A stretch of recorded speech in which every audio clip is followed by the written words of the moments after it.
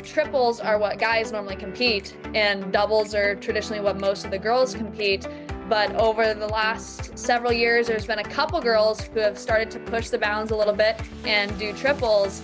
That's opened my eyes to the possibilities.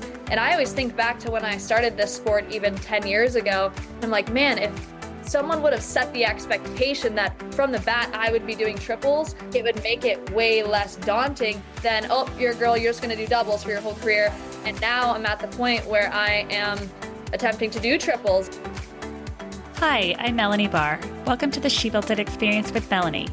Join me as I talk to women who have successfully built it, a career and business that they love. We dive into the topic of how they built it and talk about everything from having the courage to make career leaps to the details of how to lead effectively, create successful teams, implement strategies for growth, and infuse tech innovation. Magic happens when we focus on the part of ourselves and our business that brings us joy. So let's dive in.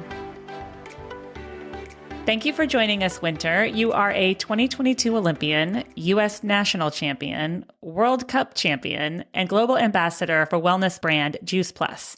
You ran your first 5K when you were 5 years old, your first 10K when you were 8 years old, and a 10-miler at age 10. What got you into running at a young age, and why are you so passionate about it? I was an avid athlete growing up since I was basically 5 years old. My three brothers and I grew up in a very active household. We grew up on 200 acres in northern Michigan, connected to my grandparents' 2,000 acres. So we always were out exploring in the woods, enjoying nature, doing active things. So sports naturally came into that. My dad was not much of an athlete growing up. He was a musician. My mom was an athlete and did high school sports, and my grandpa was a ski instructor for over 60 years.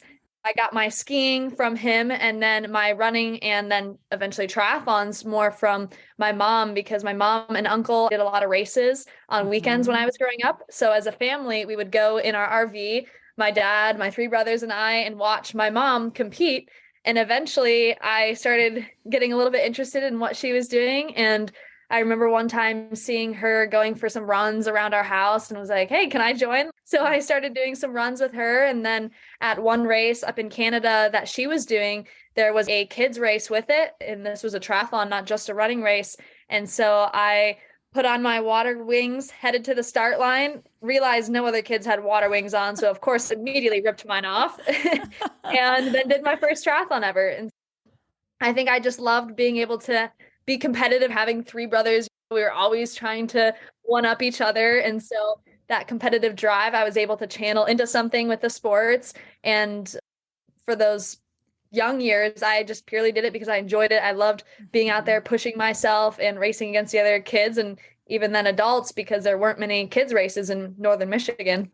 I love that. And I'm sure it's so good for discipline, and endorphins are such a great thing. And for you to be doing that at such a young age, it had to be so helpful to you in every other aspect of your life. Absolutely. Naturally set me up for being very active and as a young adult, but then also it really helped me establish things like gritting it out and doing things you don't always want to do, training on days you don't always feel like training, and having that commitment to something and that drive to push yourself to be better, to sometimes beat other people, but mostly to beat your own times. That definitely translated. And I think it helped having parents who naturally grew up around that, and then that's what they did. And so we did it too. It wasn't like they were like, okay, you should go do this. No, I was just watching my mom and seeing what she was doing and then following along. And so I think that really shows the power of not just telling someone something, but showing them by example. And it was super helpful having that growing up. I have 9-year-old twins, and they're very competitive and competitive against each other. And my daughter's very athletic. She'd play sports every day of the week. But I think it helped having a brother, and especially a twin, because they've been wrestling since birth. It makes you more competitive when you have brothers and older brothers and having to have that competitive edge at times.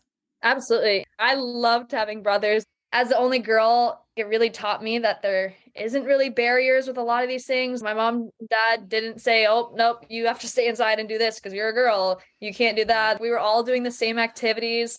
My brothers and I actually joke now because if one of us wanted to do something, all of us had to try it at least. And so I love triathlons and running. So my brothers all tried it for a while. And then one of my brothers wanted to do karate. So guess what? All of us ended up doing karate for a little bit just to try it, especially when you're younger, to see what you may like, because you never know what you're going to be good at. And it's good to try new things. Even if you don't end up liking doing it, it's still good to put yourself out there and get out of your comfort zone. You went on to become the Ironkids National Champion for 2010 and 2011 and spent 3 years as the official ambassador of the sport. What drives you to compete? And what do you think are the key ingredients to encouraging greater diversity in sports?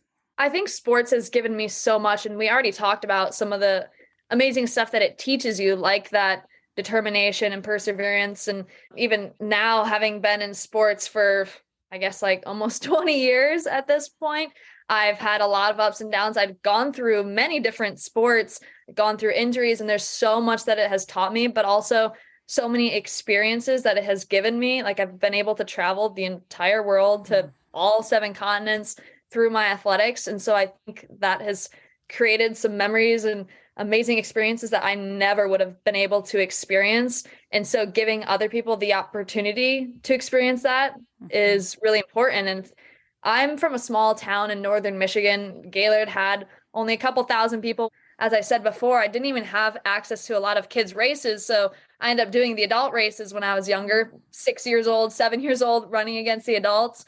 But thankfully, my mom and dad were able to help me travel. So we started going to different races in our RV. And then as I got older, I ended up flying by myself, but not everybody has those opportunities. And so number one is getting access, whether it is having more things locally in your community, even if it's like a 5K fun run or an after school program for softball, whatever it may be. It's so important because even if you're not going to be competing competitively to try to get to the Olympics, like there's so much sports can teach you. And for girls, especially, it just helps boost your confidence and teach you to be more independent, but also learn about all the amazing things that your body can do. A lot of times we're so focused, and like I've even fallen in this trap where we get so worried about our appearance, and if you're not fit enough, and then you get to the other side and then you're like worried, oh, am I too muscular for a girl, and all these different things. At the end of the day, it doesn't matter, because the most important thing is feeling good and being able to do all these different things. And so I always view my body as the vehicle that's going to take me to wherever I want to go. And so I want to fuel it right, and I want to do all these different activities and sports because I enjoy them, and my body's just going to help me get there. Teaching young girls that is super important. Getting that greater diversity in sports by getting more access and getting more opportunities to people, super important. I got really involved in sport also because of my dad. Started out in triathlons and running because I enjoyed it and I loved doing these different sports and being competitive, but it soon became a way for me to raise awareness for a cause that was dear to me. My dad was diagnosed with a rare and aggressive form of prostate cancer on his 40th birthday. I was only 9 years old, and I decided I wanted to do something to help him because there was no awareness for prostate cancer. At the time, it affected 1 in 6 men. There was tons of awareness for breast cancer, pink ribbons everywhere. Everybody knows about it. And I would go into stores with my brothers. We'd see the pink ribbon across all the different products, but we could never find a blue ribbon, which is the color of prostate cancer. And prostate cancer was more common. And so I didn't understand why that was. But I decided as a 9-year-old girl, I was going to talk about it for the men if they didn't want to talk about it themselves. So I formed a foundation, Team Winter, for prostate cancer research and awareness, and started spreading my message through my sports. So that's how I got to be the Ironkids ambassador, because I was going to these different races and spreading my message about Team Winter, especially with Team Winter clothing, and getting people to donate to the cause, but also just raising awareness by speaking about it. And Ironkids saw what I was doing, and they loved that a kid was out there using their platform to raise awareness for something that was near and dear to them. So for several years, I was the Ironkids ambassador. I would race the races, but at every single event, I would have my Team Winter booth and go around encouraging kids to lead an active, healthy, and positive lifestyle, but also to not only race for themselves, but for a cause. It's so great that you did something so wonderful for your dad and that you saw at 9 years old that there was no awareness for it. Not as much anyway. Yeah, that was a huge thing. And I grew up in a town of 1,000 people too. And there's a little bit with a mom who has a company called She Built It. There's a little bit of girls empowerment in our house for my daughter and my son. And I worked for the Los Angeles Dodgers and not a lot of women. So I love how your mom became that role model for you in order to go farther in sports and do things that girls aren't necessarily thinking of. Because I know my daughter's looking at me and knows that I worked in sports, and I can see that translating into her sports and how competitive she is. Absolutely. And I think it even pushes the bounds of what I view today as being possible as a female in sports. So traditionally in my sport of aerial skiing now, there's a pretty big gap between the tricks the guys are doing and the girls are doing, which that's pretty common across different sports. In almost all sports, the guys are going to be faster, stronger, whatever it may be. But in some of these sports, we're able to narrow the gap a little bit. So triples are what guys normally compete, and doubles are traditionally what most of the girls compete. But over the last several years, there's been a couple girls who have started to push the bounds a little bit and do triples. That's opened my eyes to the possibilities. And I always think back to when I started this sport even 10 years ago. And I'm like, man, if someone would have set the expectation that from the bat, I would be doing triples, it would make it way less daunting than, oh, you're a girl, you're just going to do doubles for your whole career. And now I'm at the point where I am attempting to do triples, done them on water and looking to progressing them to doing them on snow. And I'll be one of the only handful of American girls who have ever done that. But it's been this interesting point. I did them last year for the first time on water and they went really well. And so it's opened my eyes doing them. And I was like, what do you mean? This is possible. But it seemed like everyone from the time I started this sport was like, oh, nope, like you're just going to do doubles and that's fine. And so that transition was a lot more intimidating and still is, because I haven't done them on snow yet, than I think it would have been. Because it's not that intimidating for guys, I don't think, because from the time they start this sport, that expectation is they're going to do triples. Changing some of these expectations and not putting limits from the start will make it naturally easier for girls to get into some of these sports and also excel to even way higher levels. And that's so interesting from a psychological perspective too. What is your approach to well-rounded nutrition and products for performance when you're training and competing? Balance is everything. No matter what I'm doing in life, whether it's with all my training, my nutrition, school, family life, whatever it may be, you need to have a balance. And so especially with my nutrition, I've never been super strict about anything. It's not, oh, I can't eat this. I only eat this. I'm not tracking anything.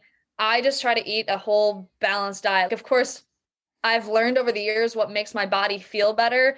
I don't eat or drink like a lot of dairy, and eating a lot of sugary food just doesn't make me feel good. And so it's not because it's sugary food that I don't eat it. It's just because honestly, most of the time I crave fresh fruits and vegetables, but also having a good baseline. I've worked with Juice Plus for years in the middle of doing triathlons, and then took my Juice Plus around the world with me for my marathon tour for prostate cancer awareness. And now as an Olympic aerial skier, I'm able to keep that baseline nutrition at least at a certain level, because there is going to be a lot of fluctuation in what foods I have access to. But just like my gear, I don't want to try to change everything when I go to different competitions. So Juice Plus is my nutritional seatbelt with that. I have their performance shakes, which I can take with me and just mix up on the road.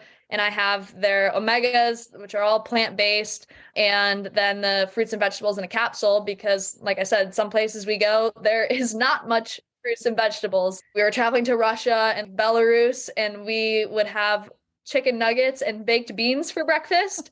So not exactly World Cup caliber food right before competitions.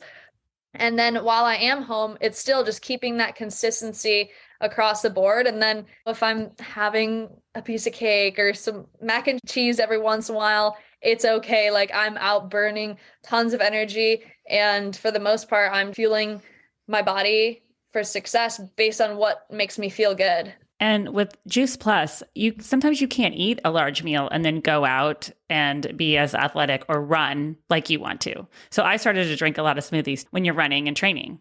Absolutely. And I think that especially for me, sometimes it's hard to eat right after, But that's the time immediately after your workout, within that like first 30 minutes, you want to get a lot of protein and refuel to be able to fuel your body after that strenuous workout or competition. And you might not always feel like eating. So a smoothie for me is really easy just to be able to get down. I think almost every day after workouts, I have a smoothie because I'm tired. I don't feel like cooking a whole big meal. I just put it in the blender, 5 seconds later, slurp it down with my straw and call it good. You were first named in the U.S. ski team in 2016 after winning the North American Tour. You are now going on your 7th year on the U.S. ski team, and you've achieved results such as the gold medal at the 2021 Moscow World Cup. And after Beijing 2022, you were named the first winter to compete in the Winter Olympics.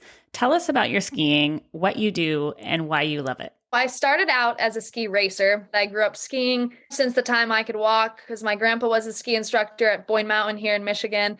And then I moved to Oregon for about 2 years after my dad passed away and ski raced for MBSEF up there. And then I had the opportunity to try aerial skiing, which at the time I had no idea what this sport was. For those of you who don't know, is basically hucking yourselves off a jump, doing a bunch of flips and twists, and trying to land on your feet. I first tried this sport back in 2012. I was actually in New York City for the Women's Sports Foundation annual gala and met Emily Cook, who is an Olympic aerial skier. And she saw a little clip of me skiing and running. And so she invited me to come out to Park City to try this sport into the pool for the first time. So I went out to Park City. I tried it. I fell in love with it.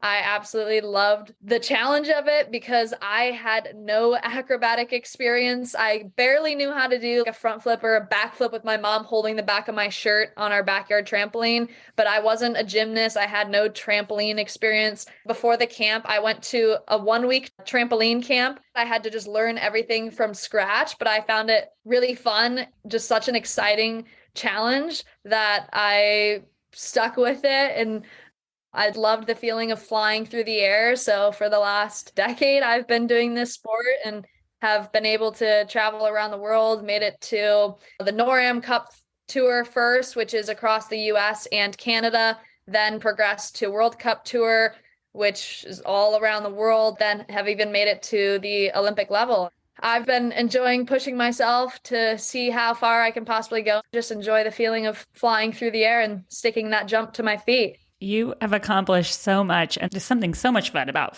flipping and flying through the air. And it's so incredible that you were able to make it into a career.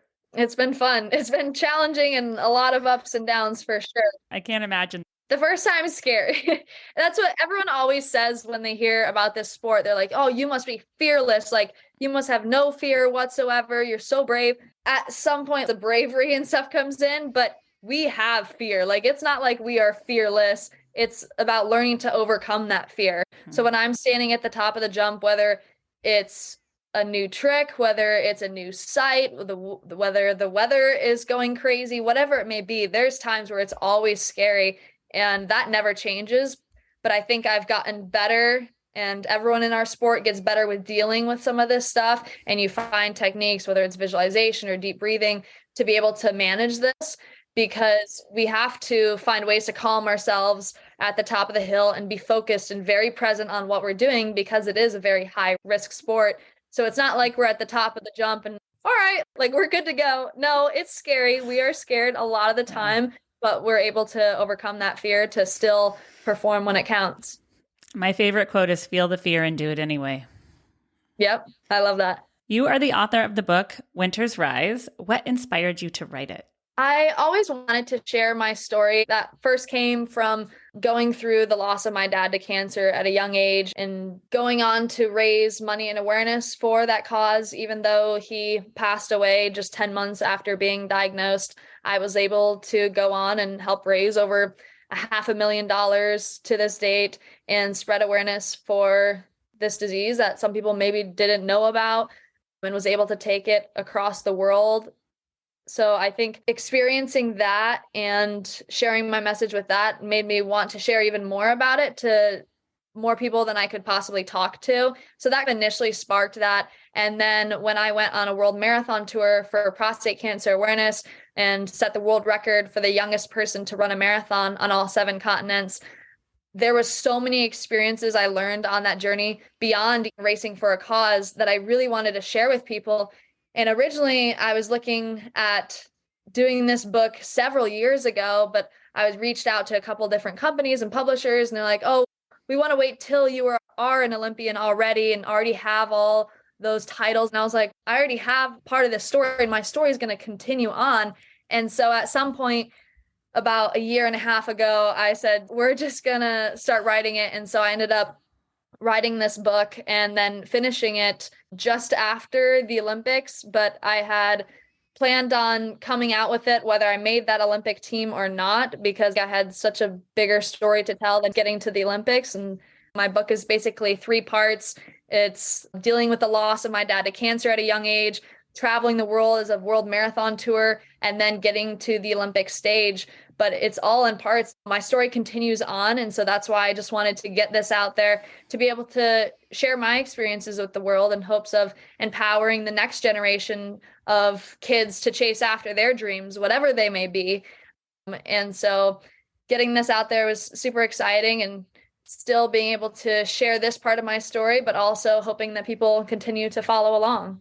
You had already accomplished so much. I'm so glad you didn't wait. And it's great that you took all of that energy and channeled it into sports. I'm sure it had to be such a healthy way to process a lot of things. It was definitely a really good outlet for me, and it allowed me to put that sometimes anger or sadness or frustration into something. And I was able to feel like at least if I couldn't save my dad, maybe I could prevent one other family from going through what my family had to go through.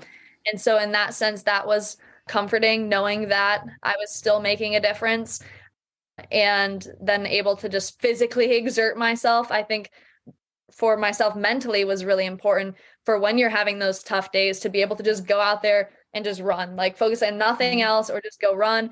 Now I can go out and jump. Even if I'm stressed about something else, I'm able to work on other things and then go out there and push my body so that I can have some sort of outlet to keep that balance, as I said. It really is a form of meditation. Absolutely. And I do a lot of some deep breathing and meditation too, but that all plays in. What does success and being a successful woman mean to you? I think a lot of people are afraid of setting these big goals because, all right, success is only if you make it to this point and anything else is failure.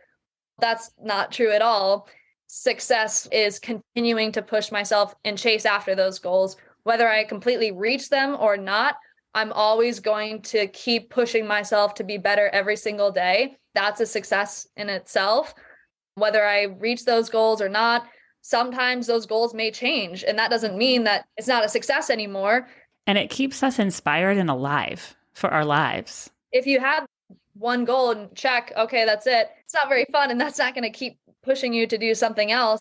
I've always found having those goals, even outside of just one specific thing, is really important. So I have my goals in sport, but then I have my goals in my education and career, because I think one problem a lot of people have, especially in sport, is it can be overwhelming to have everything riding on your sports career. And that's where it's so stressful. And a lot of people have issues with depression and anxiety within the sport, but also when they retire, is because we're not making money in the sport. Yes, you're basketball and football players and things like that, maybe, but in aerial skiing, I make some money off of sponsorships, but not everyone is able to get sponsorships. A lot of us have to have part-time jobs on the side, and then a lot of us are still going to school. So you got to pay for school. You have your normal expenses that everyone else has. And then we're competing and training every single day. And some people in the back of their head may be thinking, I could be out working and doing something a little bit more productive that they may seem like will contribute more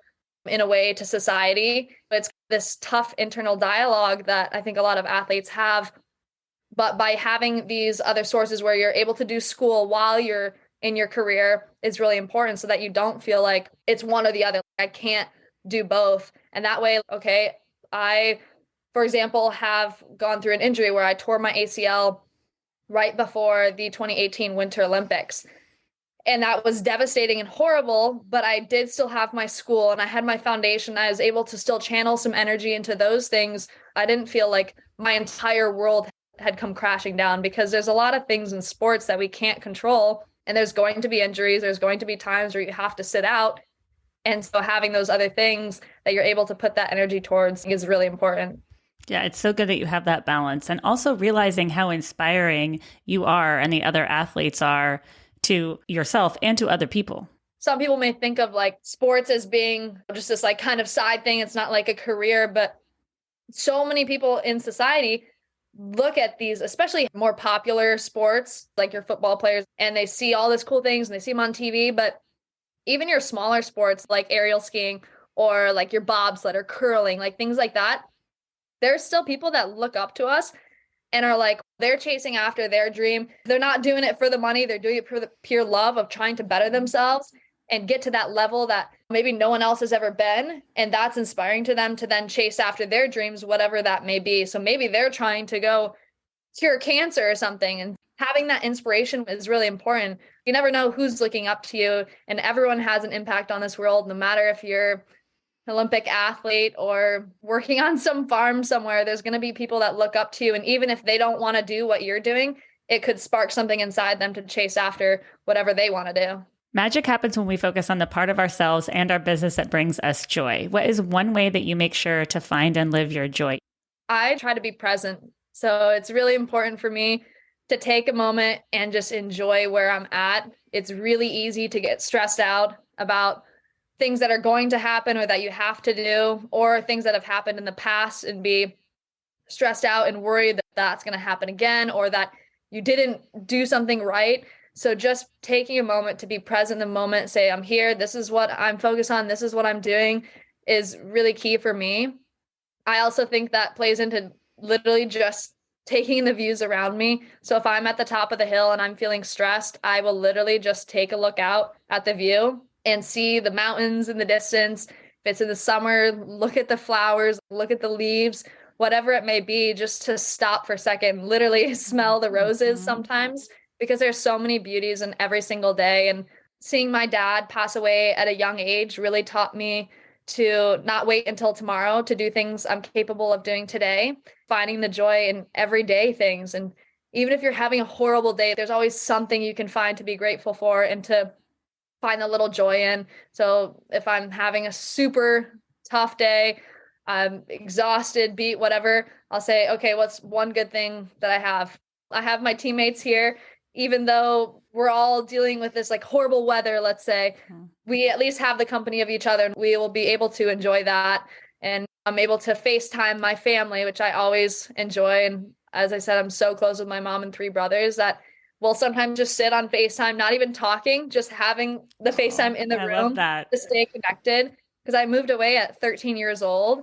And so I didn't have a lot of that time with my family in person. They were able to come out and visit me quite a bit in Park City, but we pretty much lived through FaceTime and through just enjoying each other's company and being really present when we were together. Such good advice. You have accomplished so much. You are a force in the world, and so happy to be able to talk to you today. Please share with us how and where we can find you and how we can find your book. You can follow me mainly on Instagram at wintervanecki. You can follow my journey on wintervanecki.com, which is where you can find my book. Also, wintersrise.com. Thank you for joining us today. I'd love to hear from you. Reach out to me at hello@shebuiltit.com, on our She Built It website, or at She Built It on social. Thank you to my editor, Rich Streffolino, who always makes us sound good. Until next time, let nothing stop you from experiencing the life and business that you crave.